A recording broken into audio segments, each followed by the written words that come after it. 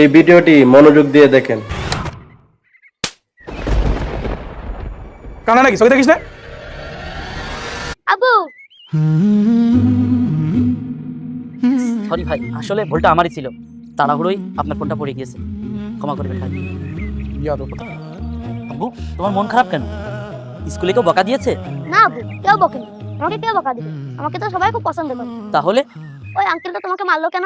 তুমি তো এর আগে ফোন ফেলোনি। ও আচ্ছা, এই ব্যাপার। এই জন্য তোমার মন খারাপ? হুম, আরে ওইসব কিছু না, ওই আঙ্কেলটা অনেক ভালো। উনি তো পয়সা শুধু শুধু তোমার মারলো। ধুর বোকা, ওই আঙ্কেলটাও অনেক ভালো, কিন্তু সে রাগের মাথায় আমাকে একটা চড় মেরে দিয়েছে। দেখো, পরের বার দেখা হলে সে আমাকে সরি বলে নেবে। এবার একটু হাসো তো বাবা, তোমাকে এমন মুখ বেজার দেখলে মানাই?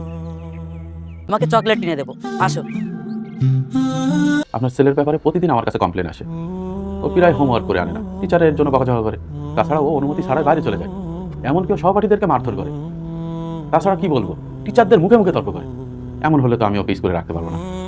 আপনার ছেলের কারণে আমি অন্য বাচ্চাদের ক্ষতি তো করতে পারবো না। তাছাড়া অভিভাবকরাও এটা চায় না। স্কুলে আরও অন্য বাচ্চারা তো আছে। আপনার ছেলে খুবই দুষ্টু এবং জেদি। আজকের কথা কি বলবো, আজকে ও আপনকে মেরেছে। আপন খুবই নম্রভদ্র একটা ছেলে। আমরা আপনার ছেলেকে অনেকবার বোঝানোর পরও সে আমাকে সরি বলেনি, উল্টো রাগ দেখাচ্ছে। আমার মাথায় এটা ঘুরপাক খাচ্ছে যে ওকে পারিবারিকভাবে কোনো আচরণই শেখানো হয়নি। আমরা সিদ্ধান্ত নিয়েছি, আপনার ছেলে যদি আপনার কাছে সরি না বলে আর এমন আচরণ যদি আবার করতে থাকে, তাহলে আমরা তাকে স্কুলে আর রাখতে পারবো না। এটাই আমাদের চূড়ান্ত সিদ্ধান্ত ভাই। স্যার স্যার দয়া করে এমনটা করবেন না। আমি আমার ছেলেকে বুঝিয়ে বলবো, আপনকে সরি বলবো। আমি নিজেও আপনকে সরি বলবো। আপনি একটু ওকে ডাকার ব্যবস্থা করেন স্যার, প্লিজ স্যার। আচ্ছা ঠিক আছে। আরে স্যার, আপনকে আমার রুমে পাঠিয়ে দিন। আসসালামু আলাইকুম স্যার, ভিতরে আসবো? ওয়ালাইকুম আসসালাম। হ্যাঁ আসো আপন, ভিতরে আসো। এ হচ্ছে আপন।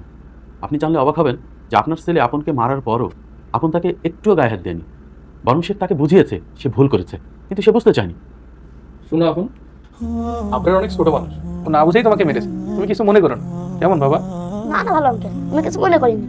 আব্বু বলেছেন আমরা যখন ছোট ছোট বিষয় নিয়ে রেগে যাই তখন বড় ক্ষতি হয়ে যায়।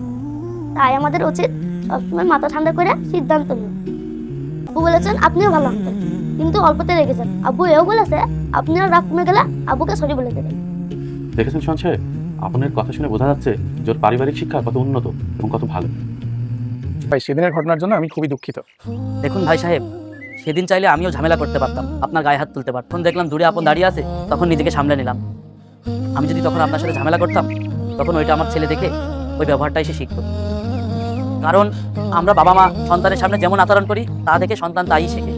তাই আমাদের উচিত সন্তানদের সামনে খারাপ আচরণ, মারামারি, গালিগালাজ না করা। এটাতে সন্তানদের উপরে খুবই বাজে প্রভাব পড়ে।